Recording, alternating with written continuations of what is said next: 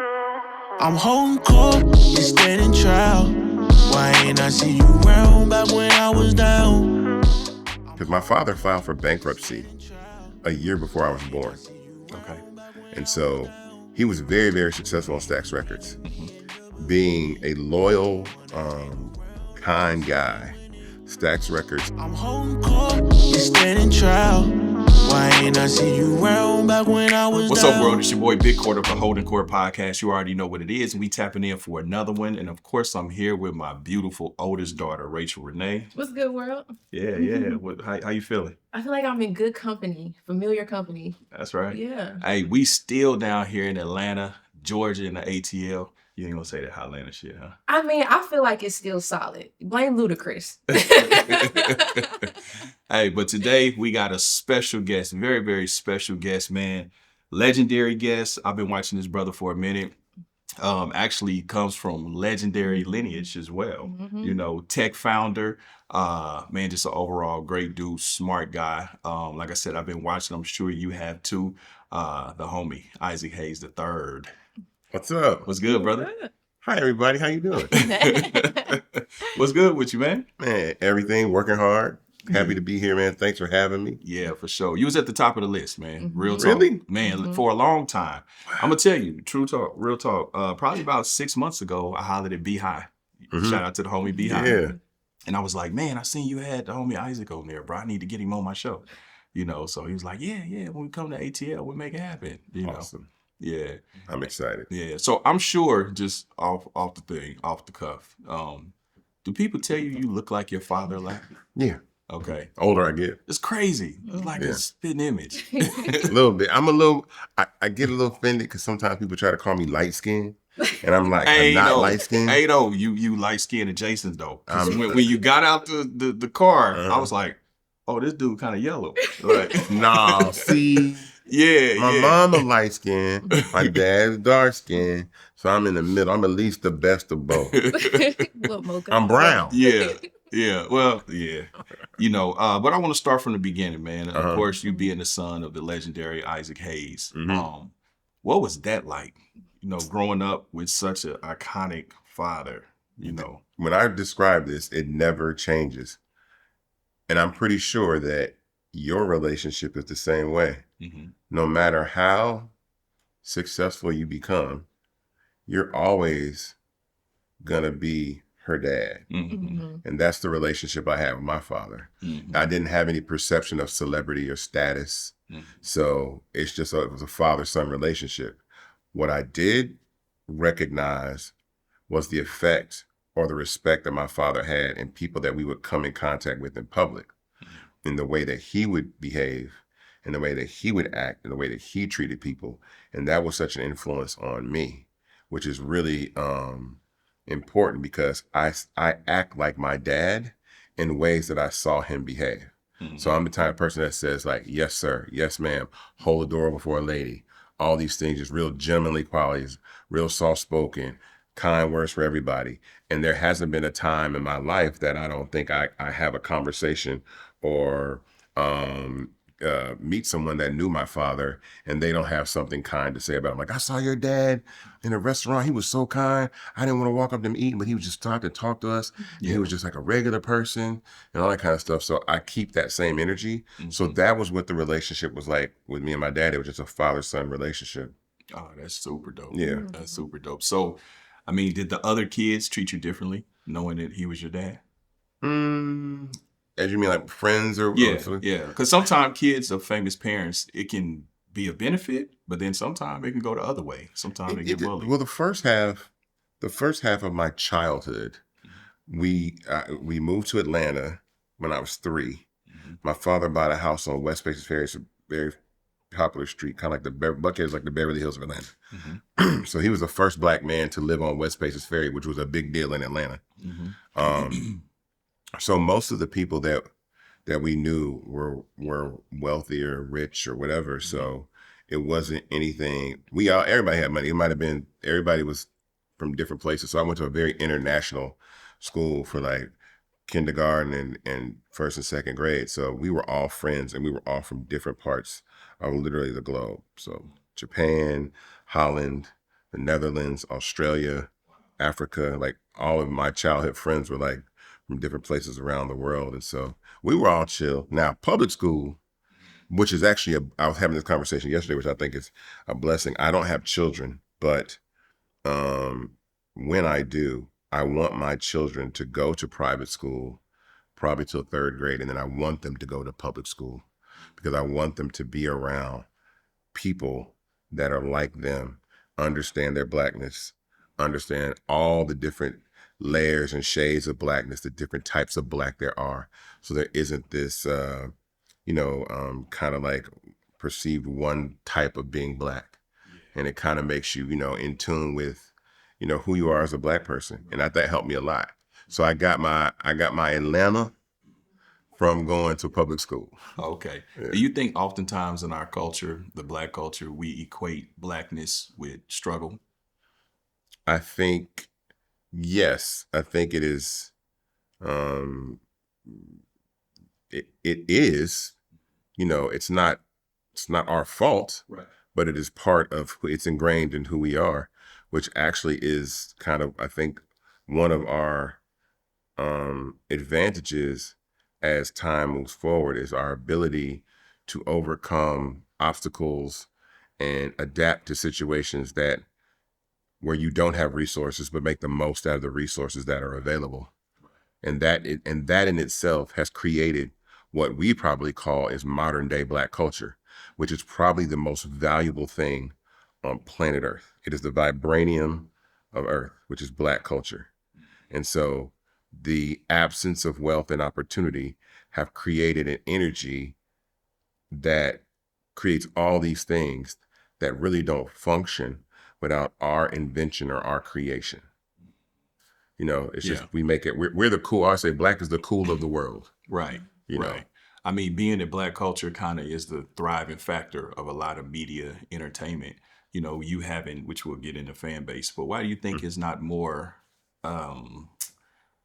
more Tyler Perry's, more Isaac Hayes III's, more Rachel Renee's that are getting into, the power seat and I guess to some degree kind of curating our, because we do it all. Yeah. Right? Yeah. What I'm glad you asked that question because this is the conversation that I wanted to make sure that we had, which is a lot of it has to do with where you are right now. It's the city of Atlanta. Atlanta is a very, very unique place for Black people in the United States of America. And it was designed that way. It is intentional. It came from the energy of the civil rights movement and the lessons learned from that era. And then the transition from civil rights and the religious sect to politics. And so what I often talk about with Black culture is that it has to have the environment to thrive. If not, our perspective of what it is to be Black is to always struggle. It's to always be fighting somebody. It's to always be protesting. It's to always have this edge or this chip of fighting back against things that always go on.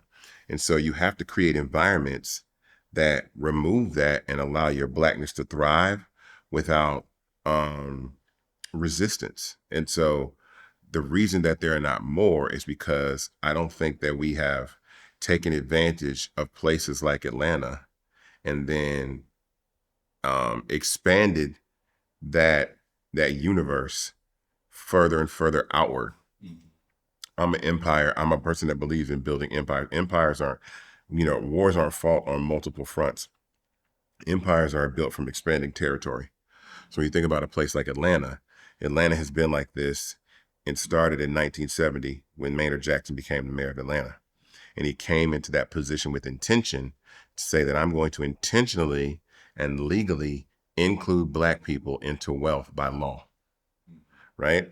And so he started with the joint venture contracting system, which is extremely important because before, and even today, if you look at minority participation in contracts, especially government contracts, it's probably less than 0.5%.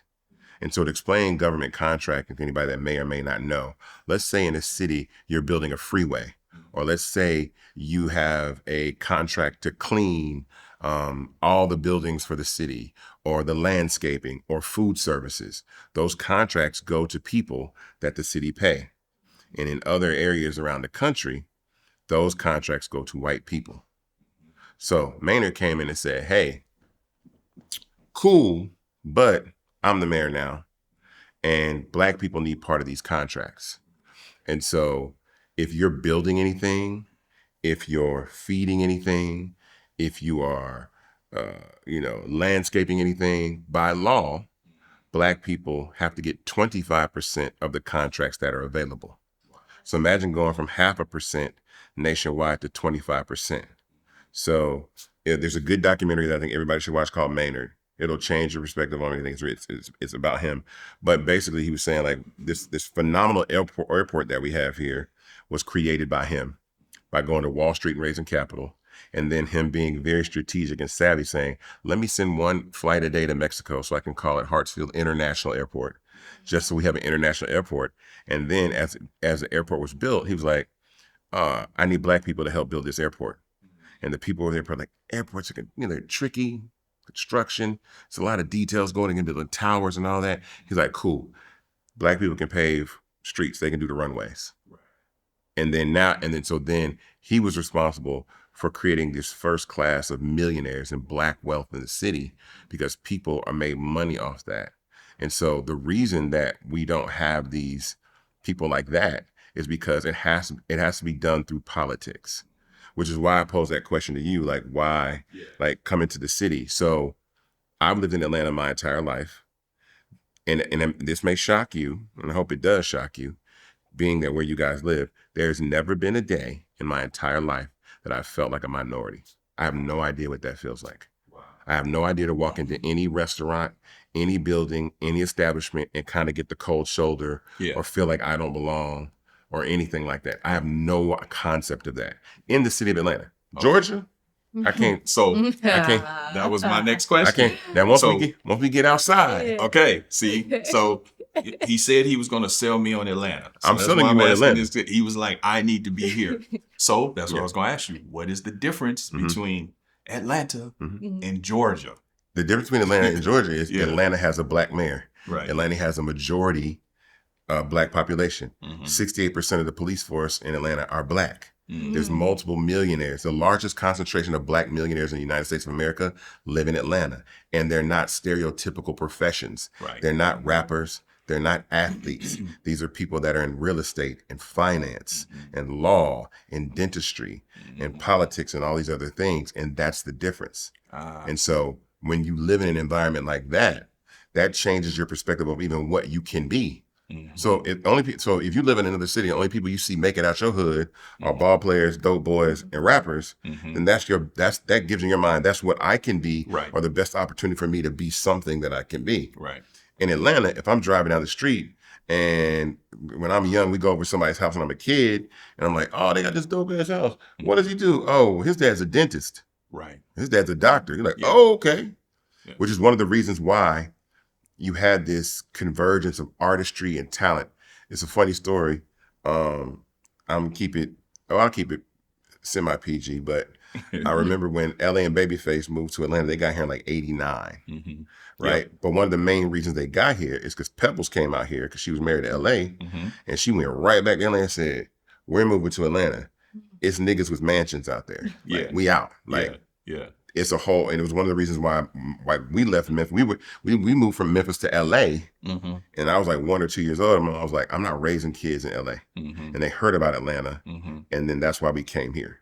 I was always curious of how LaFace winded up down here. Pebbles? All places. Because they were in LA. Right. They came from Memphis, Kansas City. Right. You know what I'm saying? Cincinnati. And they went out there and started producing. And then Pebbles was like, even when you hear Deion Sanders talk about why he chose Atlanta, is because he said, I saw doctors and lawyers and police chiefs, and they look like me.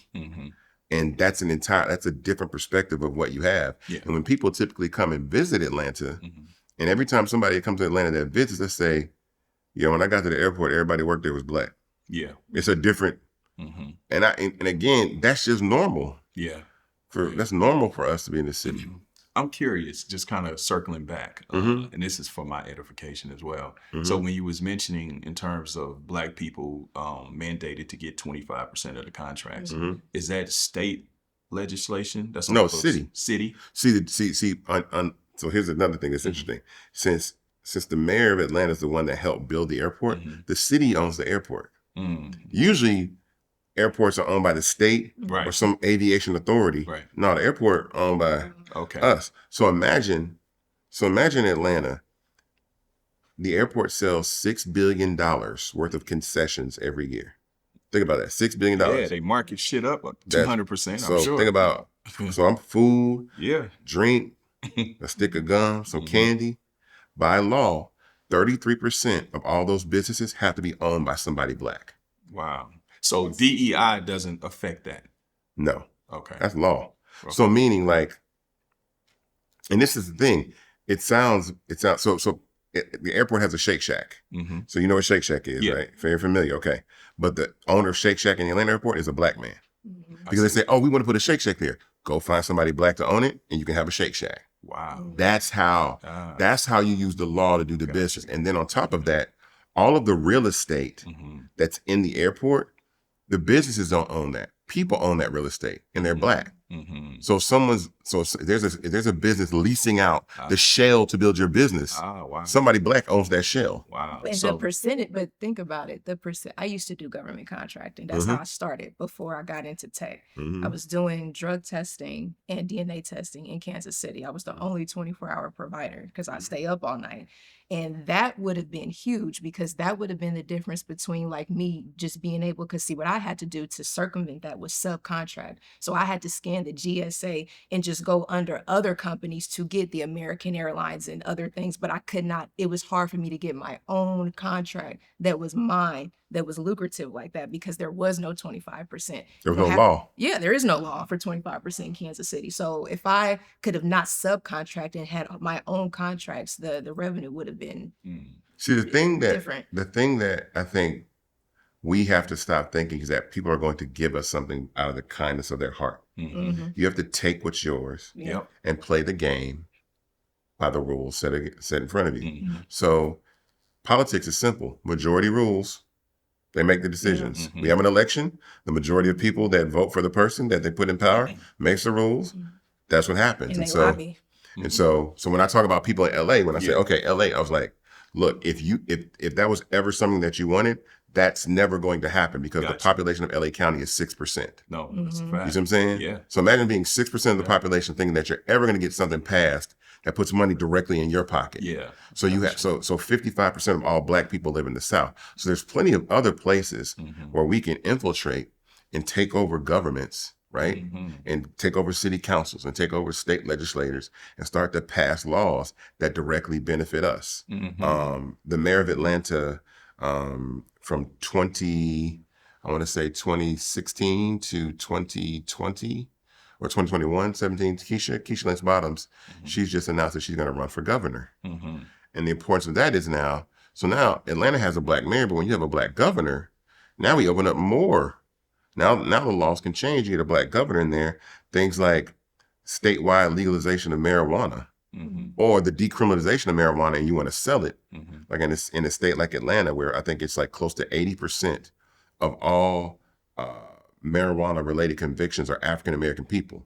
So don't you think it would be fair by law that Black people should own 80% of the business? That's a fact. So the only way that's going to happen, though, is if you get a Black governor in there and says, this is what we finna do. Got you. So the infrastructure of Atlanta is set up. It's all set up. All this exists in politics. I don't care if it's Tyler Perry.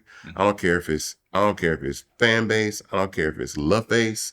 I don't care if it's so deaf. I don't care if it's any of these things. I don't care if it's Slutty Vegan, Cammy Cakes, The Gathering Spot.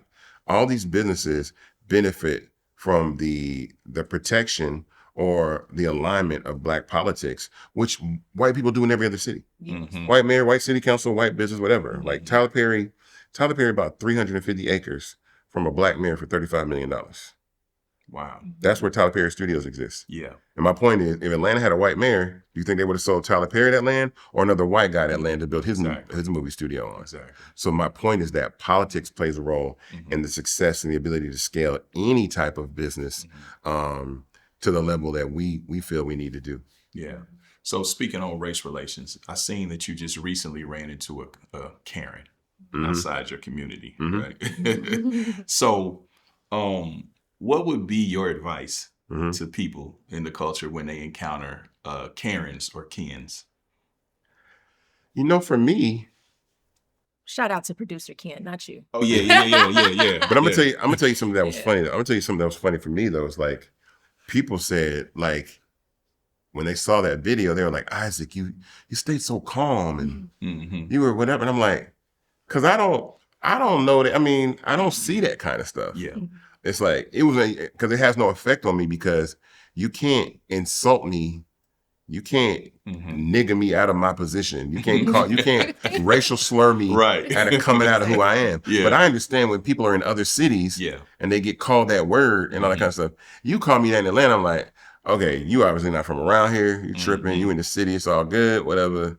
You really don't do that. And typically what happens is literally when those things happen, that's when people get on the internet and start apologizing because they got caught. Yep. And it's different when you live in Atlanta though. When you live in Atlanta, it's like you still got to live here, and this is a majority Black city, and people know. So that wasn't anything. I mean, I did that for my own protection because I had never seen that person in my community. Yeah. And you see the video, I turned my camera on and I just wanted to capture the exchange, which wound up being something very, very profound because she cursed at me and then she says, why don't you be white, won't you? And I'm like, sorry, we in Atlanta. Yeah. That ain't gonna happen. Yeah, you on our planet. Yeah, for sure. So I'm curious, and I think this may be a rhetorical question, but you still grew up in Atlanta. Atlanta does have its fair share of crime. Of course, it's the home of BMF and so many other entities, right?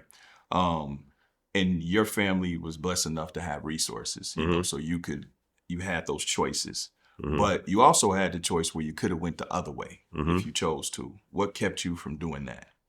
Well, the resource conversation is a little bit of a myth, right? Because my father filed for bankruptcy a year before I was born. Okay. And so he was very, very successful on Stax Records.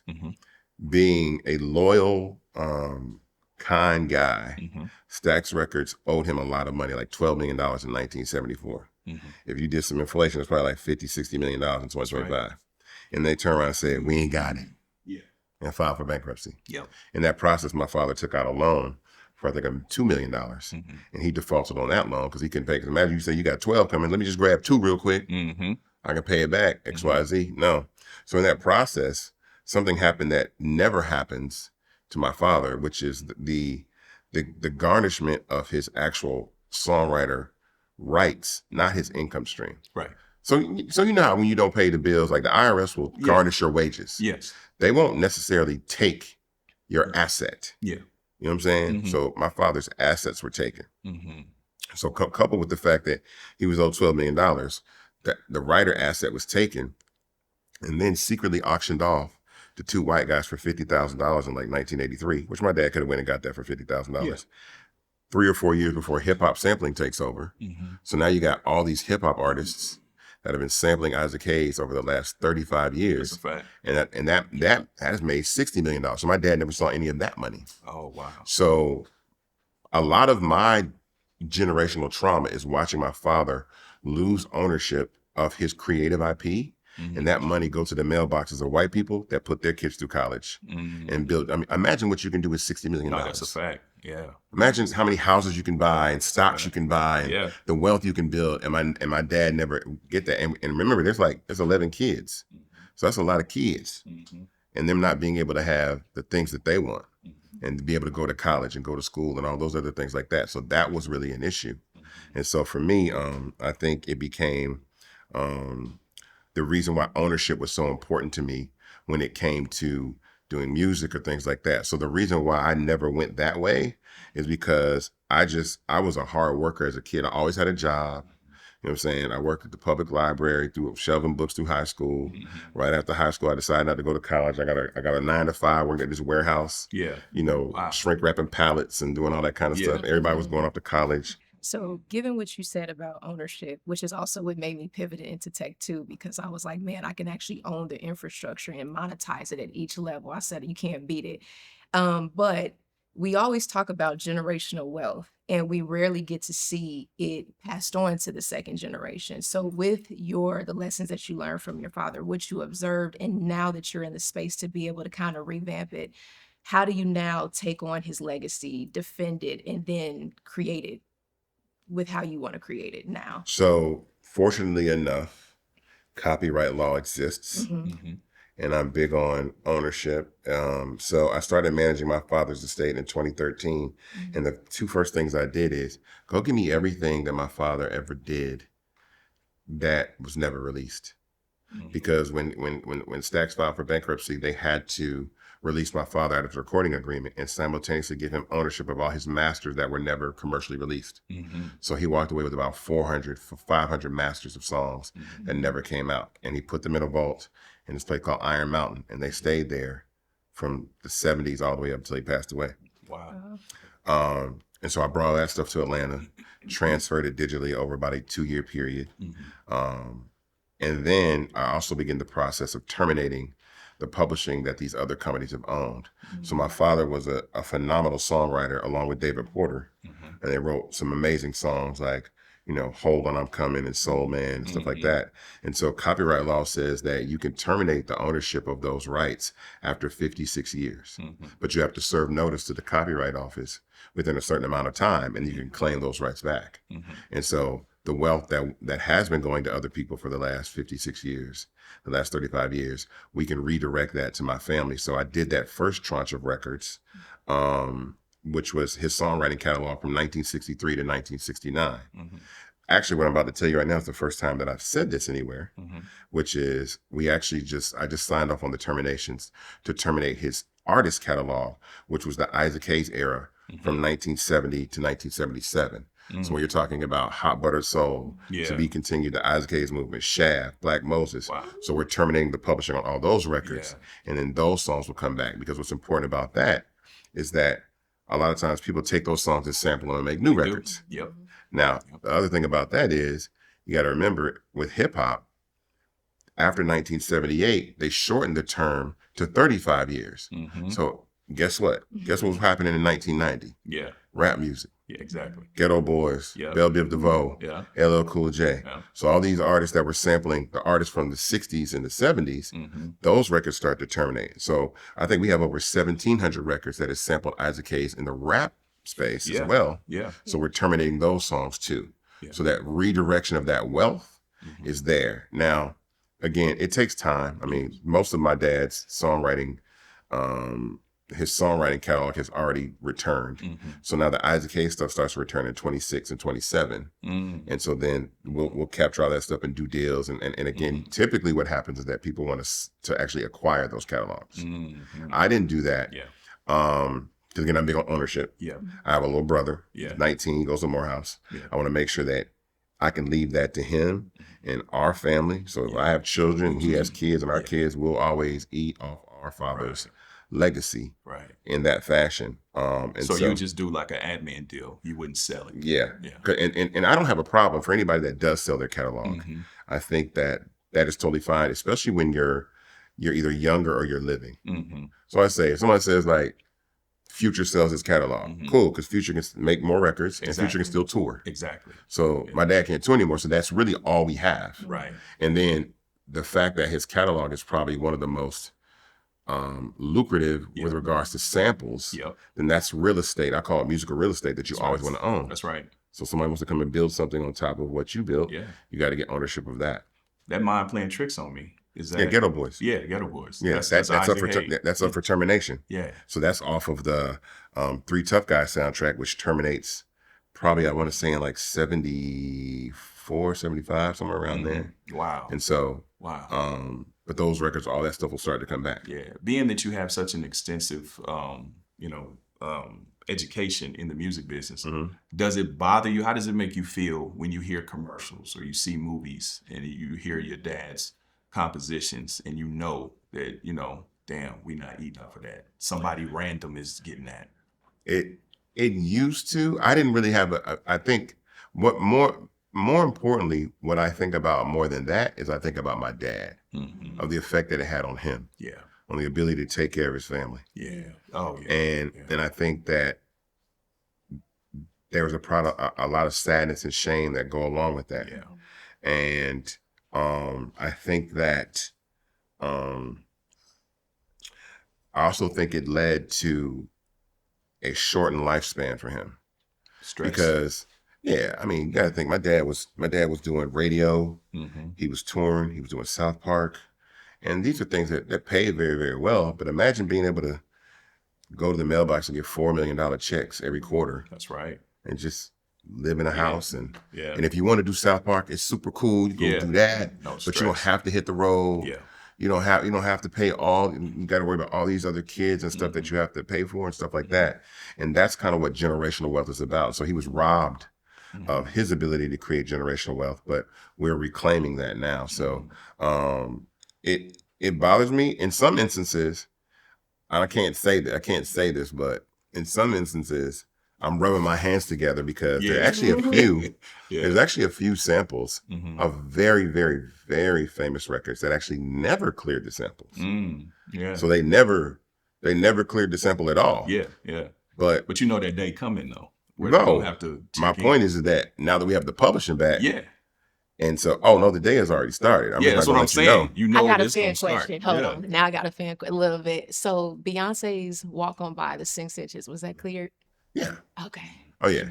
That was my song. And that's always, 6 inch, yeah. So, but my dad was probably the creator, real heavy on the creation of covers. Okay. So he would take songs and make them his own. Yeah. So if you hear The Look of Love, and then you hear Isaac Hayes' version, that's the one. Or you hear Walk On By. Yeah. Shout out Dionne Ward, incredible record. When you hear the Isaac Hayes version, that's the one that you know. That's the one everybody knows. So he didn't write those records, Yeah. but he produced and arranged those records. And so those are staples, but there's still ownership in even those masters.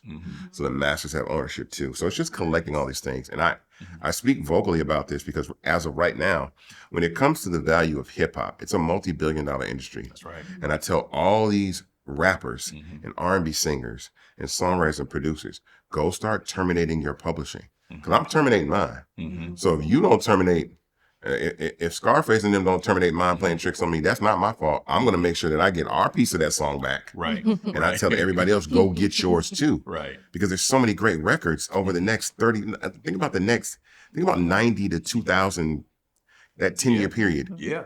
Tupac, Man. Biggie, Man. Dr. Dre, Snoop So Dogg, much. Wu-Tang Clan, Nas, Jay-Z, these are icons of hip hop. Yep. And all those samples from all these artists and stuff like that. And these artists need to reclaim their publishing too. Because hip hop, because those are the records that are going to be the soundtrack to marketing for the next 20 years. Yes. So when we were younger, you're going to watch a TV commercial, you're going to hear, you make me want to shout, and I'm walking on sunshine. Yep. Nah, we about to hear, this is how we do it. We about to hear, buy you a drink. We already hearing that. Right. I've heard Montel Jordan on Right. commercials now. That's my point. And so getting that publishing back, those checks, especially when it comes to advertising, can be massive amounts. I mean, I'm talking about, we've done licenses we've licensed Hold On, I'm Coming for Oreo for Christmas for the last 3 years. And it's easily a $400,000 license just to use it during Christmas time. Imagine it, just $400,000 off one song to use for this amount of time. Season. Yeah, just for that section. So, and that's tons and tons of money. Yeah. So it's important that Black people and Black artists reclaim their publishing at this moment right now. Because here's the thing, if you don't do it, they own it forever. You lose the right. It's only a matter of time. So you only have one time? You have one chance to recapture your publishing. And then once the window passes, too late. You missed it. Wow. And they don't tell everybody that. Yeah, that's crazy. And the reason why I know that is I've done a couple videos on social media. Yeah. And you would be surprised the amount of legendary artists that says, hey, Ike, I saw the video about how I do that. And I'm like, you don't know? Yeah. Bro, you supposed to know this. Yeah. These are classics. You're supposed to do this. Wow. And people are like, yeah, I'm like, yo, and they don't educate on this. They don't educate us on that stuff. Man, well, I want to pivot real quick. Mm-hmm. So I want to go into fan base. Okay. All right. So what prompted you, because of course a good, to create a good business, you identify a problem, right? Mm-hmm. And you solve that problem. Yeah. So obviously you saw something with the platforms, the infrastructure of social media, and then with the lack of, with our culture and lack of ownership. So you created fan base. What differentiates fan base from like a IG or these other platforms? Well, first, I was in the music industry, making music and managing my dad's estate. But again, there's a lot of politics that come with the music business. Yep. And I'm it's no shade or no issue, but typically when you are, let's say you're a songwriter, producer, and anybody out here knows this. If you had a conversation with Ray, you know this. Just people that you might say, okay, cool, I want to be on this person's album. There might be somebody hit you on the show like, yeah, man, I can get you on the album, but I need 15% of that publishing. I need 5% of it. I'm like, but you didn't write it. Right. Well, I got to do all these kickbacks. Yeah. When they're not doing that in country music. Right.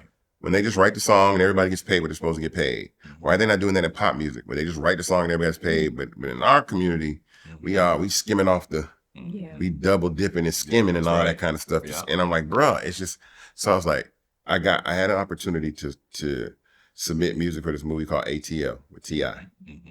And that opened my eyes to music licensing because you don't relinquish ownership, you just get permission. And so I actually my break into the music industry was not writing and producing, it was licensing music. So I licensed like 8 songs for this movie called ATL. Now mind you, I'm in a 2-bedroom apartment with my roommate, pawn my equipment, trying to pay bills and stuff like that, and get a call and say, hey man, we need some music for this Atlanta movie. And I wound up getting like 8 songs of that film, but it was the most money I ever made at one time. It was only the permission to use those songs in that.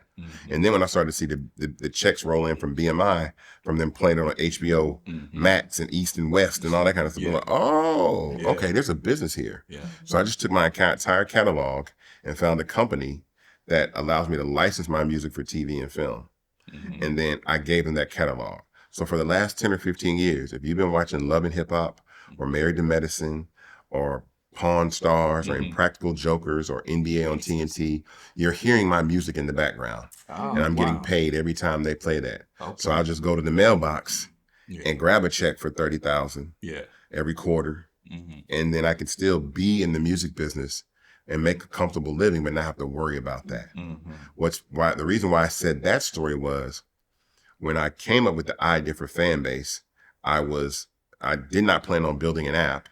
I just saw, I'm from Memphis, Tennessee. I love it. This is the purest story that I'm gonna tell. And like I say, however this works out, I'm telling the movie, you know that thing where everybody says, how my movie gonna start with the universal title or whatever coming in there? I want AHA Take On Me to be playing as the credits roll by because I saw this young black kid from Memphis, Tennessee dancing in a Spider-Man costume at a GameStop to AHA Take On Me.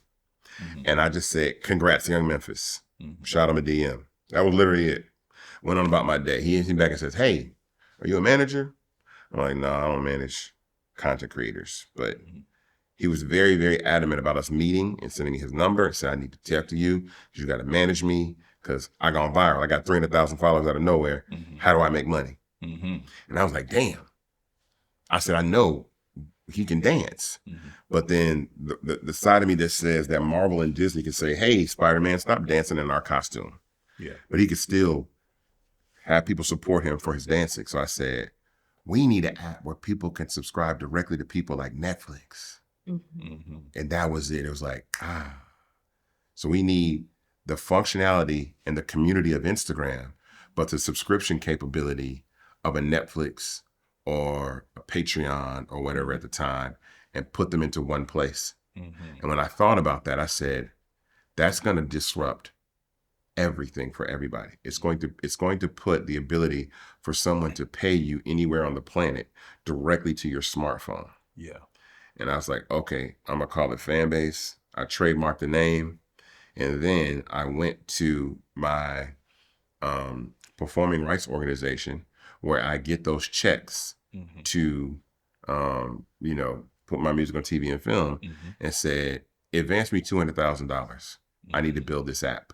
Mm-hmm. So ownership was always at the core of even how I was able to build a fan base. Because if I had done a publishing deal, I never did a publishing deal. But imagine if I had done a publishing deal or sold them outright, I would have never been able to dip back into my own catalog, pull that money and spend that first $200,000 to build fan base. And it actually saved me a lot of equity in the company. Probably saved me 20% equity in the company. Mm-hmm. So I bootstrapped myself. And a lot of people are afraid to do that. Mm-hmm. And to be totally honest, at the time, I was supposed to pay some taxes on that. Like I had tax debt. Like that $200,000 was supposed to go to taxes. No, I've been there. Yeah, right.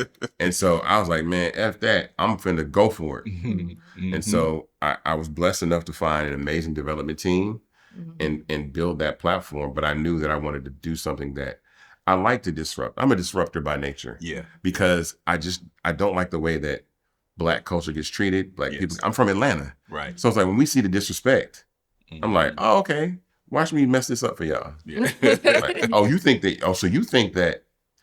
that your software is the reason why this shit works. Oh, okay. Right. I'm gonna show you. Right. I'm gonna show you ain't got nothing to do with your software. Right. It's got to do with these dances. It's got to do with this slang and these clothes and this culture and all the things that we do.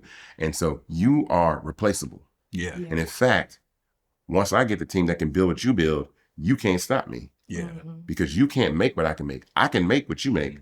I can make the buttons and the algorithms. Right. Yeah. And the posting and all that. Yeah. You can't make the dances. You can't make the song. You can't make the slang. You can't make the energy. Yeah, you know. What's up, world? It's your boy Big Court, and all of your favorite NBA players are back. And DraftKings Sportsbook, an official sports betting partner of the NBA, is the place to bet on NBA stars this season. Now, of course, you guys know I'm from Kansas City, Missouri. We don't have a team. They went to Sacramento. Hey, listen, Sac, we need our team back, but I'ma still get in on the fun. So listen, all you new customers, bet just $5 and get 3 months of NBA League Pass. Plus, score $300 if your bet wins, and that's paid in bonus bets. Download the DraftKings Sportsbook app and use code BIGCOURT. Yeah, that's right. That's the code, BIGCOURT, BIGCOURT. You bet $5 and you get 3 months of League Pass, plus you get $300 in bonus bets if your bet wins. In partnership with DraftKings, the crown is yours.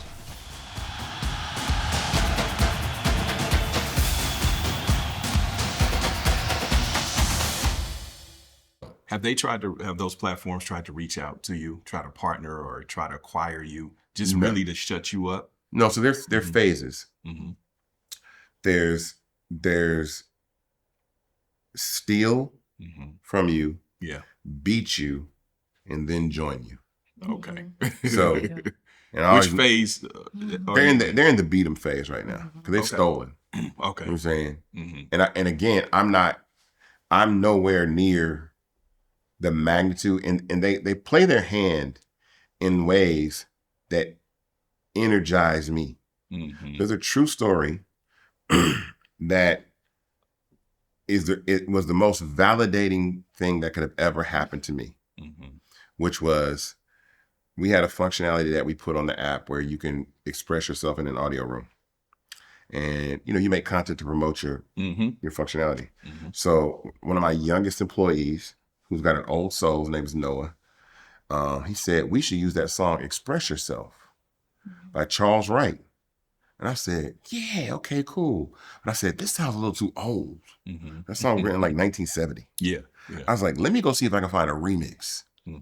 Something that's a little bit more like somebody did a high hip hop or whatever. And I found one. Well, NWA did. I found one from 2005. Mm-hmm.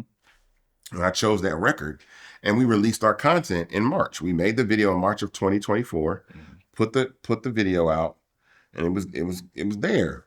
And then a month later, I'm on Instagram and I see a post from Mark Zuckerberg.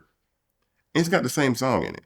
The exact same song. Yeah. So I'm like, you're telling me, what are the odds that this young kid says, let's use Charles Wright, Express Yourself. Yeah. Right? And then I go find a remix from 2005. Not a remix that just came out in 2024, 2023, 20 something. It's trending. No, it was 2005. And then that exact same song appears in a piece of content to make the founder and CEO of Meta look cool less than a month later after we posted. Wow. So that says, okay, if you can't pick the music to make your CEO look cool of your $1.5 trillion company, you are screwed if I ever get the bag, because you'll be 10 steps behind us. Right. We'll already be putting these new records in here. I'll be so far ahead of you, you can't catch us when it comes to culture. So they steal. Exactly. And then they try to beat you. And then eventually they come and try to acquire you. And the acquisition conversation is something that is not in my Thank you. in my mind as of yet. Simply because, though, is the way that I raise capital for fan base. Yeah, talk about that, because you're kind of you're the first Black man to raise over 11 million. We're at 21 million, and when I close this round, it'll be 27 million in equity crowdfunding. Okay, so I'm the first Black man to do that. Yeah. And it was my daughter can speak to that. I was gonna ask, is this a Rec CF campaign? So we did 3 Rec CFs. I raised 10 million in 3 Rec CFs, and then I launched a Reg A for 17 million, and we're at almost 12 million of the 17 in those campaigns. And so when we close this round, it'll be 27 million in 4 equity crowdfunding campaigns. And the reason why that is so important to me is because when I started learning about privately held companies and how angels and VCs are allowed to invest in companies, it's just basically rich people. It's a law written in 1933 that a bunch of rich people got together and said, the only way that you can invest in a privately company that's early is you have to have $1 million net worth minus your house, or make $200,000 a year for 2 consecutive years in 1933. So you can be an accredited investor. And then they equate that wealth with intelligence. So they say, we want to protect the general public from getting scammed out of their money because they're not savvy investors, right? Okay, so you're saying that your qualifications to invest in IBM, Apple, Microsoft, Google, YouTube, Uber are just because you're rich. Not because you're smart, it's because you're rich. Right. So when I was reading about Uber and Orrin Michaels, who was one of the early investors, the lowest investor on the totem pole, Uber raised $500,000 in seed capital in 2010. Orrin Michaels, who was already rich, multimillionaire, put $5,000 into Uber. And 9 years later, when that company went public, his $5,000 was worth $24 million. And when I saw that, I said, oh, okay, y'all playing with us. Because 10 of my friends could get together and put $500 a piece and walk away with 2.4 million. How come we didn't get the phone call? How come we don't ever get the phone calls like, yo, they're about to do this thing called Uber. You want to put like $500 into it? Nah, because it's a redistribution of wealth, and the good old boys club that does that. So equity crowdfunding via Barack Obama, which a lot of times I have to, and I say that via Obama and Biden, because a lot of times there are questions about what did Barack Obama do for Black people? It's not what you do for Black people. It's, again, creating the rules that allow you to leverage your opportunity, your talent, your skill in the same way that everybody else can, and take advantage of it. So he signed the Jobs Act into law, which wiped out that accredited investor rule. That means anybody can invest in an early stage business. So when the opportunity came to raise money for Fanbase, I love that, because now in my mind, I'm saying, well, Fanbase, when I first started, was valued at 20 million. So I said, if Fanbase gets to, and then I said, well, what is Instagram worth? Or what is Facebook worth? Facebook worth $1.5 trillion. I said, okay, I'll dream that big, no problem. TikTok is worth $300 billion, like ByteDance, all those things collected. Instagram, separated from Meta, is about a $300 billion company. I said, well, I believe I can get Fanbase to $100 billion. Right. And when I thought about it, I said, that means people that invested in Fanbase in 2020 for the minimum of $256, if and when Fanbase gets to $100 billion, that $256 will be worth $1.25 million. Wow. So my goal is to create the largest distribution of wealth to Black people in the history of this country by leveraging the opportunity to invest in something that we know we make popular by our culture, scale it up, and then sell it. And then let's go build some other shit and do that over and over again. We do not effectively leverage Black culture to our benefit in ways that are inside of infrastructure that we can scale to $1 billion companies. Right. Yes. Right. And so We think about real estate, which is fine. We think about crypto and investing. But the most valuable thing Black people can do is invest in businesses that they can own that are energized or can't survive without Black culture, and then own them, then scale them, then sell them. And the most valuable at this current juncture are technology companies.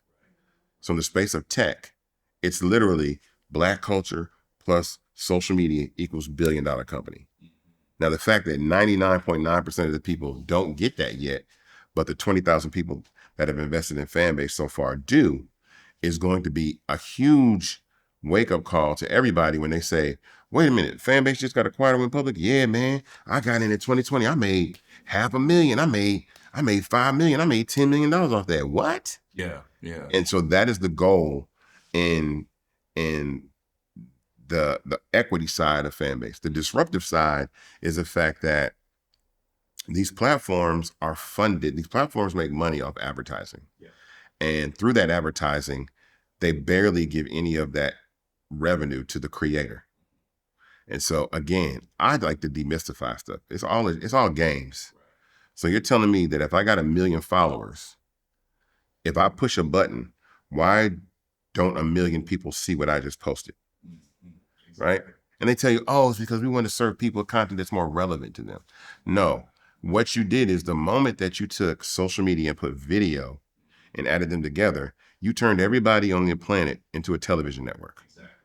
And so if I look at someone like The Rock that has 399 million followers on Instagram, that means The Rock in factually should be able to post something and that get delivered to 399 million people. Exactly. That's as much reach as the Super Bowl. 4 times, 24 hours a day, 7 days a week. A Super Bowl commercial for 30 seconds costs $8 million. Exactly. So you're telling me that The Rock should be able to charge $32 million for one post on his Instagram page if he just decides, hey, Coca-Cola, you can have this real estate on my page to do that. So Instagram and Meta and TikTok know that, so they say, nah. So when you post this, we're not sending it to 399 million people. We'll send it to 3 million people. Right. But ain't no effing way we sending That's that. a fact. Because then Target and Walmart and Coca-Cola and all them would never run ads with us. Yeah, they go would say, right to you. They go right to Rock. Like, Rock, throw this up there for me. Yeah. Beyonce, throw this up there for me. So all these people doing that, and I'm like, oh. So I was like, that's a game they play.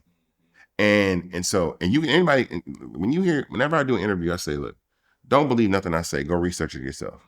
Go look at matter of fact, I posted a video the other day of the head of business of Instagram saying, yeah, you only reach 5% of your following if you're lucky. So you might as well be posting 5 times a day.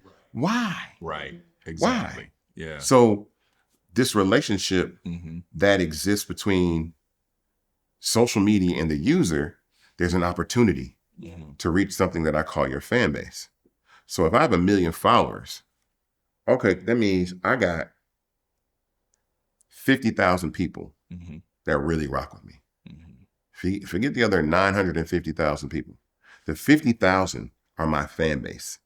The other 95% of people that follow you are nosy, haters, or mildly interested in what you're doing. Right. Like, I'll scroll, I'll see. That's a fact. But the people that want to see you win are buried in that. Yeah. And if you monetize that to the tune of $2.50 a month that you can make in revenue, that's $125,000 a month. That's $1.5 million a year. Yes. All you need is 50,000. So anybody with 1 million followers on Instagram right now has the ability to make $1.5 million a year if they focus on their fan base. Got you. But social media has been very, very smart and calculated and rich and wealthy and psychology convincing Black people and everybody else that views matter more than money.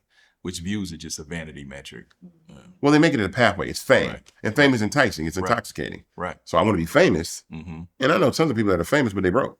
Yeah, I know a couple of those too. Yeah. So my question would be, I think I know the answer to this, but because you're an expert in this arena, do you believe that IG and Facebook suppress Black content specifically? I believe they suppress anything that does not benefit their bottom line. So if I'm a very conservative organization and I'm about to spend $2 million running ads on your platform, I don't want to see no gay people. I don't want to see no gay content. Turn that gay down. Yeah. Run my ad spend. and then turn the game back up. So if you ever wonder why you have engagement, all of a sudden like, why is it like I can't talk about what's going on with racism in America? Right. Oh, it's probably because they done cut a check and they need these ads to get served to all the other people that do that. Now, another thing is, it's not that I don't believe the platforms suppress your content, but it benefits them to have very, very famous white creators. That is not the white creator's fault. I want to make sure that I say this and be very, very clear. What I mean by that is, unfortunately in this country, things built by Asian people and white people are perceived to be for all people. So I've seen social media platforms get built, Instagrams, Facebooks, all these platforms, they build it. Like, oh, it's a platform for everybody. When I build fan base, they're like, it's the black Instagram. No, I just happen to be black. That's a fact. And that comes with the people that's saying, okay, it's not for us. No, it's for everybody. But media, other people want to push that down. So if I'm Dunkin' Coffee or Starbucks or any of these major Fortune 500 corporations, would it behoove me to have a very, very, very famous white girl on TikTok who's getting hundreds of millions of views promote my coffee?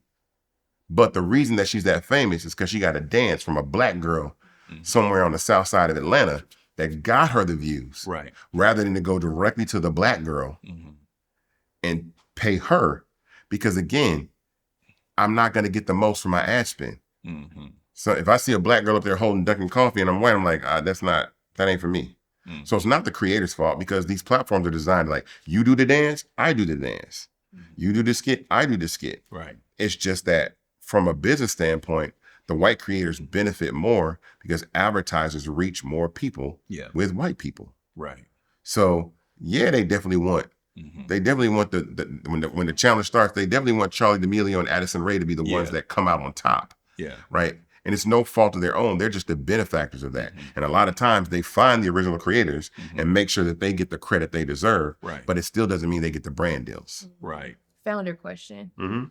Especially as a black founder, because I remember when I first found my first co-founder, who's from Kenya. I remember I told him, I said, dude, I don't just want to be a black founder. I said, I don't want to, pigeonhole us into this black owned, black this, like they can see that. How do you balance being a black founder, being for the community, also maybe sometimes having frustrations with the same community, but also still trying to gatekeep what you are building, but also trying to put it out there in the world so you can get what you need in return? Because that's where I'm at. I'm like, I don't want to build in public. And then, like you said, like with Mark Zuckerberg, now I got these people looking, I'm not necessarily ready, but then I don't want to hide, what it is that I'm doing. I don't hide because I know that black culture has an infinite amount of ideas. What you can do is protect those ideas. I file patents on a lot of things that we've done at Fanbase. So I'm always thinking about owning everything. If first come to own it. I don't care what it is. On your functionalities? Yeah, some of the functionalities, some of the things that we did content migration, so you can migrate from Instagram or TikTok and pull that content over to Fanbase. We filed a patent on that. I invented in-app purchase peer-to-peer subscription. Like when this Fanbase story gets told, I want people to understand that no time before Fanbase could you pick up a smartphone and subscribe to a person. Until we did that. You could only subscribe to Candy Crush or Spotify or Netflix.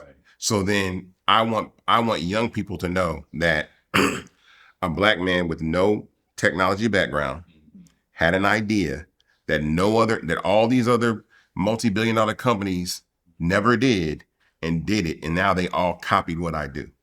So you have to demystify the fact that it's not about being smart. I mean, it's just like nobody's smarter than anybody. It's ideating on your ideas, trying to protect them the best that you can, and then having the access and resources to scale those ideas. And they're not going to give you the money, so we have to turn to our own communities and scale our own businesses. I talk about this all the time. I get really, really frustrated with black media. I'm so frustrated with black media. I actually say there's really no such thing as black media. And a lot of people don't understand what you mean. I said, the reason why I say there's no such thing as black media, it's because all that black media does is take the headlines that white media does and then report those same headlines. So whatever happens with Shedeur Sanders or Tesla or whatever, they'll just take that headline and post the same thing on their page. They won't put the perspective on it that write that story. And I'll give you a prime example. I was like, do you know of any black electric vehicle companies? Like Tesla. Have you ever heard of anyone at all? It's called Derek Automotive. He's right here in Atlanta, Georgia. Oh, wow. Oh. So now, riddle me this. Of all the black media sites that exist, when all this stuff's going on with Elon and Tesla stock is tanking, why are none of them saying, hey, black people, there's this guy? Yeah. Instead of talking about Elon all the time, why are we not writing stories about Derek Automotive?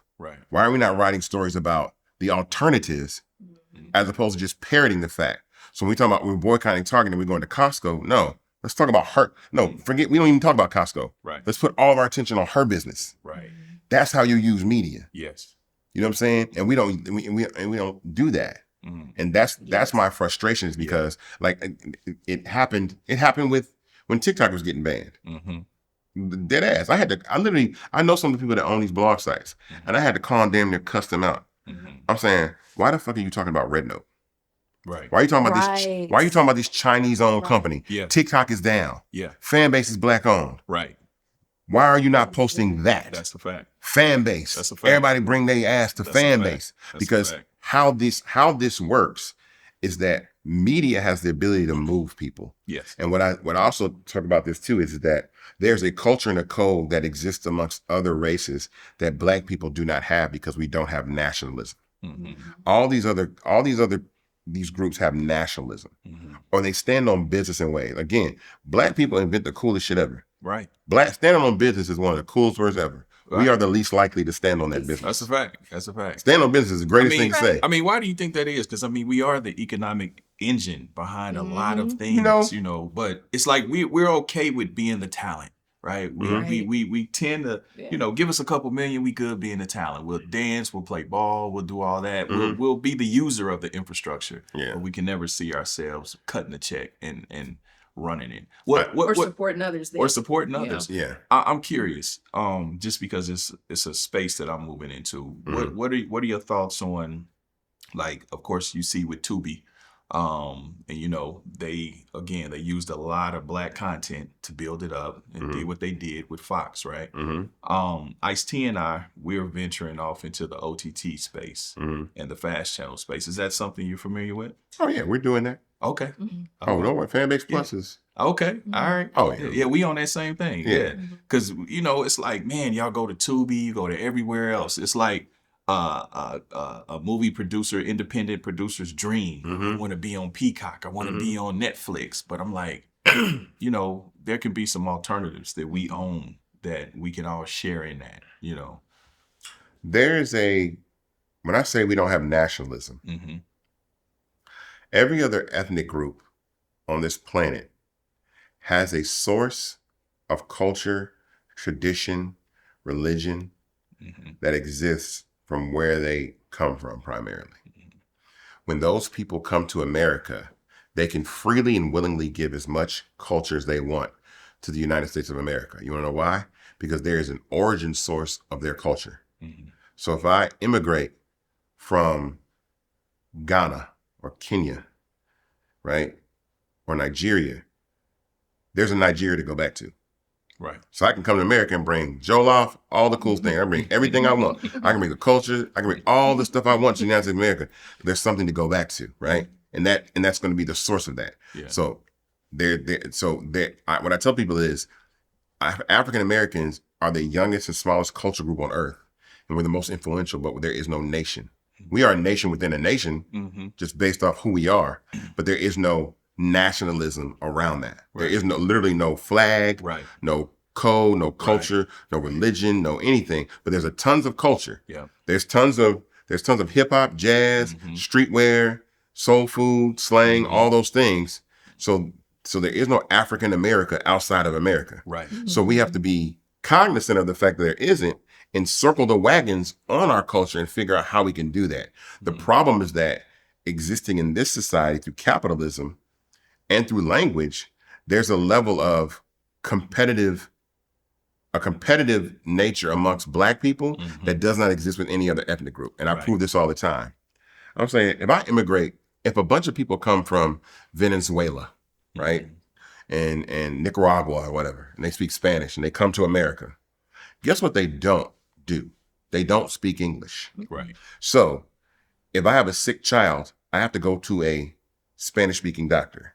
I have to go to a Spanish-speaking school. I have to shop at a Spanish-speaking grocery store and get a Spanish-speaking bank. So their money stays within their community. Right. In the Korean community, the Islamic community, the Jewish community, all these communities, by language, their dollars circulate within their community. Right. We speak English and white people speak English. Yeah. So we at the bottom of the totem pole. Yeah. And we fighting to get through that. So when it comes to the opportunity to get your loan or your business or your bank, you fighting through. Exactly. So my point is, so when I see those acronyms, Yeah. get your black ass in the house before just the letters, and you can read it. Yeah. You That's know what our it is. language. Yes. Yeah, that's right. Yeah. But society would say that's ghetto. Yeah. You're talking improper. Right. That's slang. No, slang is language. Yeah. And it gives us the opportunity to communicate without you knowing what the hell we talking about. Right. And then when that happens, we can serve each other and service our revenue, our capital amongst our community. Mm-hmm. And so there's such a competitive nature with Black people.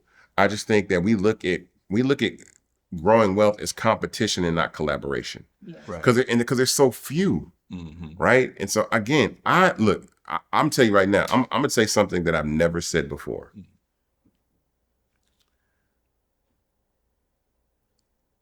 There are 14 Black billionaires in the United States of America. Mm-hmm.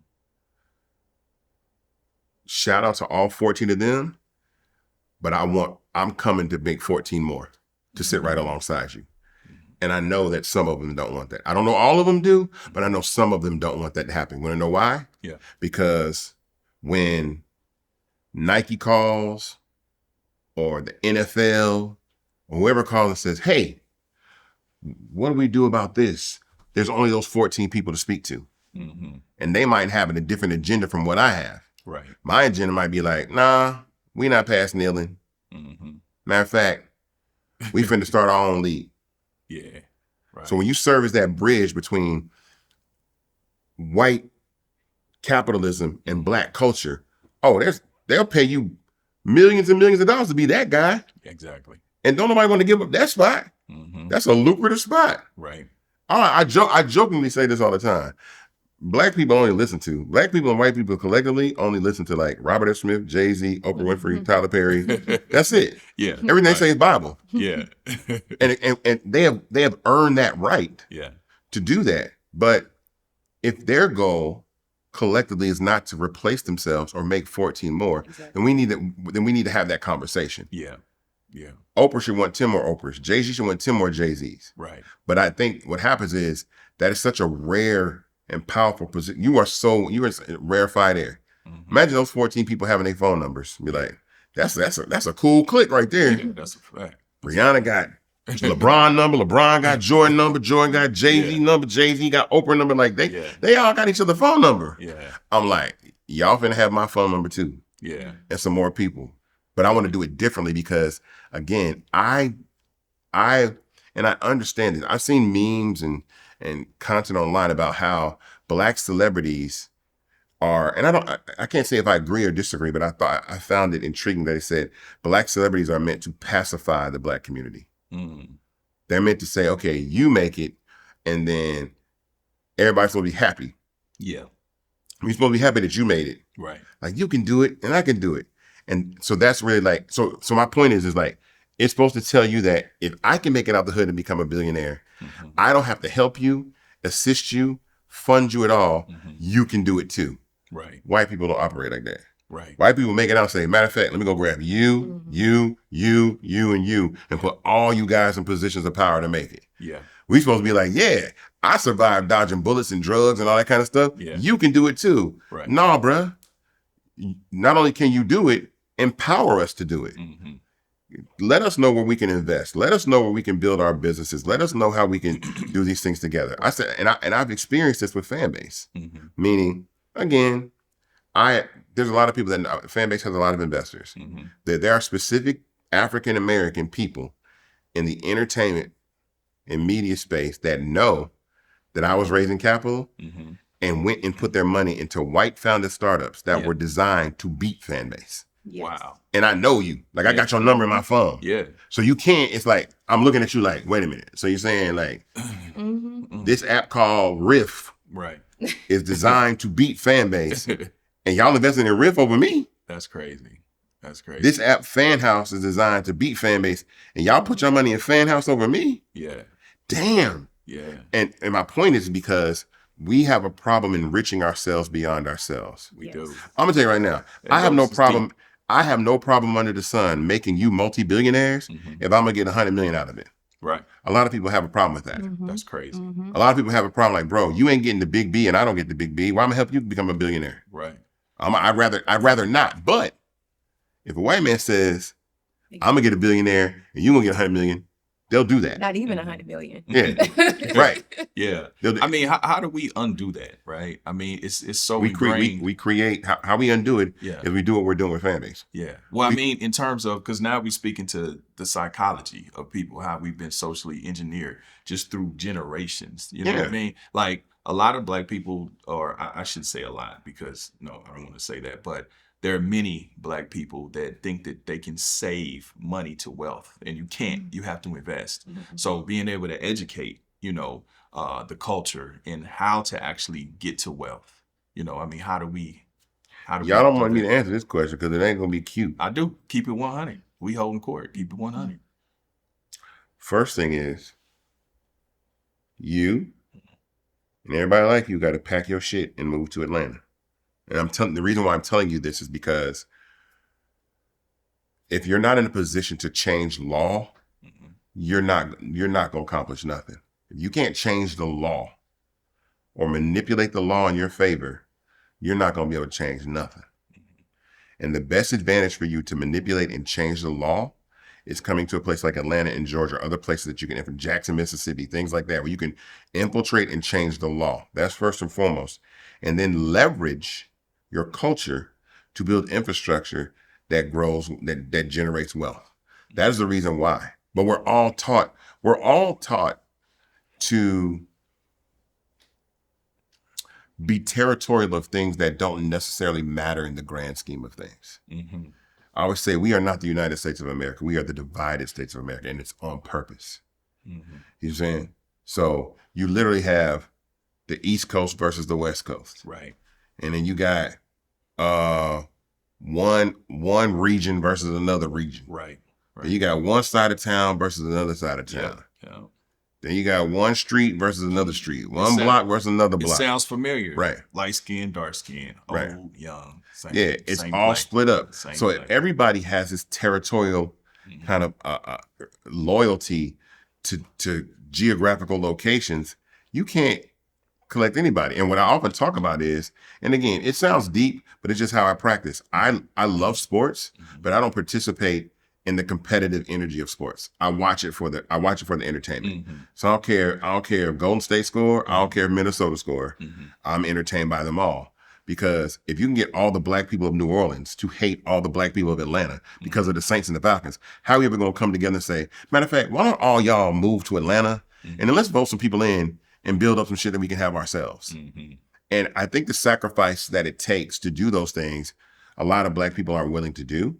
And we talk a good game about struggle and we talk a good game about progress, but again, we're not really ready to stand on business like that. And so my mother always told me, you'll be jealous. I can't remember the proverb, it was the phrases, but it's like, you'll be jealous of the person with shoes until you see the man with no feet. Then you realize it gets deeper. Right. So I talk about all the time. I said, man, the Black population of Texas is 4 million people. None of them 4 million people will ever accomplish anything specifically on the behalf of Black people ever in their life. It will never happen. If that same 4 million people packed up their shit and moved to Georgia, we could pass reparations, legalize weed, open up businesses, have government contracts. It's using the actual volume of people to move to places where you can raise your hand and vote and change the law. Yeah. And when I tell people to do that, and I say this all the time, every time I do this interview, I say that's all. I say this all the time. I will be willing to open up my home. And I got a townhouse. It ain't that big. Right now. I ain't got no mansion or nothing like that. Yeah. I got a townhouse. Yeah. I'll be willing to let as many black people sleep on my floor in my townhouse that move from Texas and all these other places. If Tyler Perry and Will Packer and every other black person in the state of Georgia did the same thing. When they get here, let's register all of them to vote. We all gonna have some roommates for about a year, 2 years, and then we go vote everybody we want in, and change the laws immediately. And you know what they say? I can't pack up my Nissan and my kids and drive to Georgia, man. I got my family and all that kind of stuff. Yeah. And in my mind, when I hear you say that, I said, yeah, but if you turn on the TV right now, I see migrants walking from Central America 2,000 miles barefoot to get across the United States border with their kids in their hand. Right. Just to try to have a better life. Right. But you can't pack up a Nissan Sentra. You can't pack up a Maxima and drive from Texas to Atlanta and sleep on the floor. Right. So you're not about that life. Yeah. You're not about that. You're not about what you're talking about. Yeah, I think our culture, we don't really do the group thing like that. We don't, round out like that. Like I got to remember this guy's name. And kind of like what you said, the reparations. I mean, I think in order for us to even be, to get that, we have to first establish ourselves as a nation. Like you said, you don't even have to establish yourself as a nation. You can pass reparations on the federal level or the state level. But collectively. But I'm saying collectively, we have to, like you said, no. every other culture, they have their nation. You still don't do that. All you got to do is put the people in power to do it. You're not going to. So my point is, you're not going to get on the federal level. You can pass reparations in Georgia. Easy. Every black person that's resides in Georgia, Georgia can take all of that federal funding and state funding and say, we about to get us to these people and do that. But you have to have the people there to do it. And so without the people, without the soldiers, without the bodies to actually have these elections pop off, then it ain't gonna happen. And that's the thing. That's the thing about me. So I'm so heavy on. People think I'm heavy on Atlanta because we got Magic City and lemon pepper wings. That is not the reason why. Granted, it's great. The reason why is because we have a statistical advantage to create political power more than any other place in the country, and we need to take advantage of that. Yeah. And once you do that, that's when things get like, oh man, they get. Why you think they tried to take their? Why you think Donald Trump hate Atlanta so much? Why you think they hate? Yeah. They don't like this because it's like these Negroes really are on their own shit. Yeah. Yeah. They really don't like when you're in this city, and you say you spent time here before, but. Again, if all of us were to go, let's say all of us in this room were to go to a restaurant in LA, somewhere, I don't know, Beverly Hills, whatever, and go sit down and eat, we might be the only 6 black people in the restaurant, right? We'd be totally comfortable with that. Depending on the day, yeah. Depending on the day, yeah. But you wouldn't feel weird.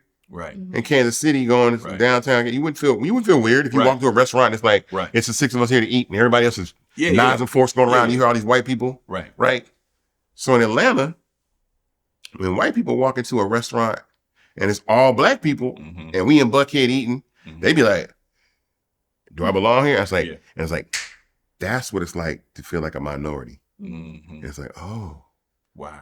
That's why I say I've never felt like a minority. Yeah. Cause I don't know what it's like to walk into a place and not feel welcome. Yeah. I don't know what it's like to walk into a place and not feel, look, crime, poverty are on all levels, all races. That's right. That's not what I'm saying. But your self-esteem and your identity of who you are as a black person, that's entirely different than your economic status. Cause there's poor white people. Yeah.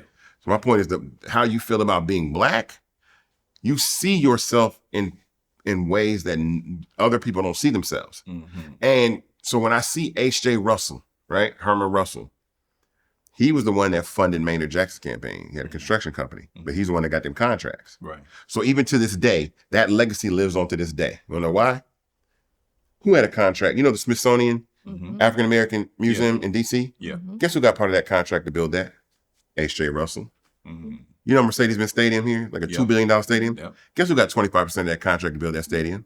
H.J. Russell. Wow. So it ain't unless it works like that. Mm-hmm. So I'm bypassing. I like to bypass all the chatter and the protest and all that kind of stuff and say, we got to think strategically by law. Right. And a lot of people have an issue with that. Mm-hmm. And they want to fight the good fight. And I'm like, bro, when I look at Tyler Perry getting in the line to make movies, and he see Spike Lee, he see everybody in front of him, he looking at his watch like, man, I ain't gonna get my respect for about 30 years. I'm finna go build my own shit. That's right. So when Tyler Perry want to make a movie, he don't have to go ask permission to make his movie. Mm-hmm. He go in his back pocket, pull out his credit card, swipe the production for the movie, go down to his movie studio, film the movie, and then put it out on BET Plus, which he owns part of. Right. Well, you gonna stop me? Balls. Right. Right. Oh, shit. Other people be like, man, I've been trying to make my movie for years. Yeah, I know. Yeah. Because you ain't running shit. That's right. So when people say, man, green light, man, everything's green lit for Tyler Perry. Yeah. The light is green permanent. It's a permanent green light. Whatever he wanted to do.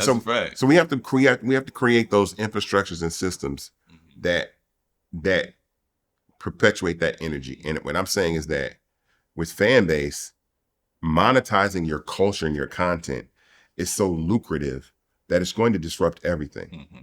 It's going to allow musicians to make more money than the labels they're signed to. Mm-hmm. If you're mad about Def Jam, you think the label system is racist, okay, cool. Then just have fans that subscribe to you month over month. Right. If you hate the way that you're treated as an athlete, you think that NFL is racist and all that kind of stuff, and Shedeur Sanders, let me tell you something. Shedeur Sanders, make a fan base page. I guarantee you, for sure, he'd make more money from his fan base page than he ever would in the NFL. I don't give a damn how much they pay him. Wow. Because the money goes directly to him. And that's when the leverage changes. Right. You know what I'm saying? Actors. I mentioned The Rock before. I'm like, yo, The Rock got 399 million followers. So you take that, that's almost like 18.9 million people around the planet that are The Rock's fan base. Wow. He'd make about, if he charged $10 subscriber base, $7 of profit from that, it's about $1.6 billion a year he would make. Wow. That means The Rock could go in his pocket and say, let me take $200 million, film my movie, throw it at AMC theaters for about 6 weeks, and then put it on my fan base page, and people subscribe to watch my movie. What I'm telling you all is nothing on planet Earth is going to stop that from happening. And every time I do that, I take my phone out and I open up my app and I say, because the ability for an individual to take out their phone and hit a button like this and hit another button like this and hit subscribe, right? And it pop up and people subscribe directly to you. There's nothing on earth that's going, you can't, who's in between anybody on the planet and that right now? There's nothing that's going to stop that. Facts. Yeah. And so when we realize that, that's when we take our culture, we take our art, we take our talent, and we say, pay for it. And we own ourselves. Yeah. We own the things that and then we own the infrastructure of the platform that distributes that content. Yeah. So before making Tubi, look, Black people have the ability to blow up anything on planet Earth. And I see it every day. And that's another thing that I said that frustrated me about Black media was, and I said this on Beehive Show. When Trump won and everybody knew Elon helped, white people were pissed. Liberals were mad. And they collectively took their asses off of Twitter and went and downloaded an app called Blue Sky. No disrespect to Blue Sky. Blue Sky is not better than Twitter. It doesn't have the functionality, the capability of Twitter. Didn't matter. They went. Blue Sky shoots up to the top of the App Store. Right. It stays there for like a month and a half. They got 24 million users. And I told people, I said, just hitting download alone and downloading that app, now Blue Sky is going to be able to go raise $100 million at $1 billion valuation. Exactly. And I jokingly said that shit. Yep. And then it came out that Blue Sky was raising at a $700 million valuation. Yeah. That's how you do it. But my point is, none of the people that went and downloaded Blue Sky even own it. Right. I'm telling you, Go buy some shares and fan base. Yeah. Then run it up. Yeah. And we could do the same exact thing. That's a beautiful thing, bro. But beautiful. It's beautiful. Yeah. But it's still very, very hard to convince Black people to support things that are Black owned. And I really despise the people, and I won't say I despise Wallow, but some of the people that perpetuate being Black owned is not enough. When Wallow said that, I just don't agree. Right. Being Black owned is enough. Because it's the systemic disadvantages that Black people have had to build their businesses. We were Black owned. They came and burned our shit down. They redlined us. They murdered us. They lynched us. They stole our IP. And so there's a deficit that requires the attention and the effort of Black people to patronize businesses that you're not going to get by simply being white. The likelihood, again, research this, the likelihood that you're going to walk out the house in any city in America, walk into a business and spend your money and it be Black owned is less than 3%. Wow. So Black people have to find out where we can shop, where we can post videos, where we can watch podcasts, and direct our energy to those things. I got to remember the guy from South Africa's name. I can't think of his name, but I got to respect because he talks about it all the time. And he says that there is a practice in the Jewish community called faragim. And the practice is that if someone in their community, and he's African, he's saying he's having the same trouble in the African community. He says, if somebody in the Jewish community has a business, but somebody outside the Jewish community does it better and does it cheaper, we buy from you. And if you get it wrong, we tell you what it is, and then we buy from you again.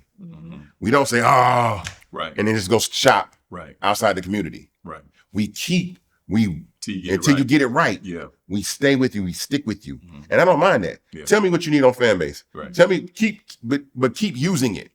Come over here. Because all you're gonna do is create the opportunity for us to raise more capital and build the business the way that we want to build the business and scale it up. And we don't practice that. We have one bad experience. The shake machine been broke at McDonald's. Ain't nobody stopped shopping at McDonald's.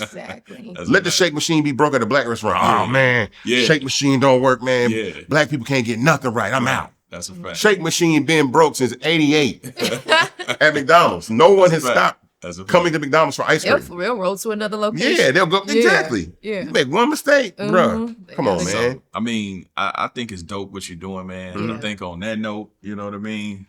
Y'all need to go join Fanbase. As a matter of fact, I already got a platform on Fanbase. I already have a profile. You know what I mean? So that's probably about a year. It's been about a year that I've been on there. So I love what you're doing, brother. I think we definitely need to participate. I want to collaborate with you on some things that I get with you off camera. There's money. And, there's money. I mean, Holdin Court should be monetizing extra content. You are a Netflix. Yes. You are your own content provider. We all are, and we should be taking that because you have a fan base. Right. And surprisingly, it might present the opportunity that you actually might be making more money from doing that than actually advertising. And that's the point. Right. I think I'm gonna take Holdin Court over to Fanbase. I want to holler at you about that. Yeah. So we do something special for the people. For sure. So man, on that note, I ain't gonna keep you no longer. I know we could talk all forever. Day. But man, we love what you're doing, brother. Thank you. Like I've been watching you for a long time, and I knew I had to get you. I wanted to rap with you. So we, however we can support you. Of course, I want you and my daughter to connect as well, because y'all fighting the same fight. Absolutely. So man, all of y'all go to Fanbase. Go invest. Startengine.com. Startengine.com/fanbase to invest. The minimum is $399. $399. This ain't GoFundMe. This is actually stock in the company. You own it, and we leverage that and scale it, and then we exit. $399. Y'all spend more than that on an ounce of goods. So you know what I'm saying? Go, you know what I mean? Go. We're blessed now. That's 100. That's 100. Right. So on that note, brother, hey, listen, you're always welcome here, man. Anytime, especially when you come to LA. Yeah. I know you're trying to get me to move to Atlanta, but I might be coming down here visiting, and we doing more of this. So tell me. But you're always welcome. So man, I appreciate you coming. Isaac Hayes III. That's another one right there in the can. We down here in the A. I'm home court, you standing trial. Why ain't I see you round back when I was down?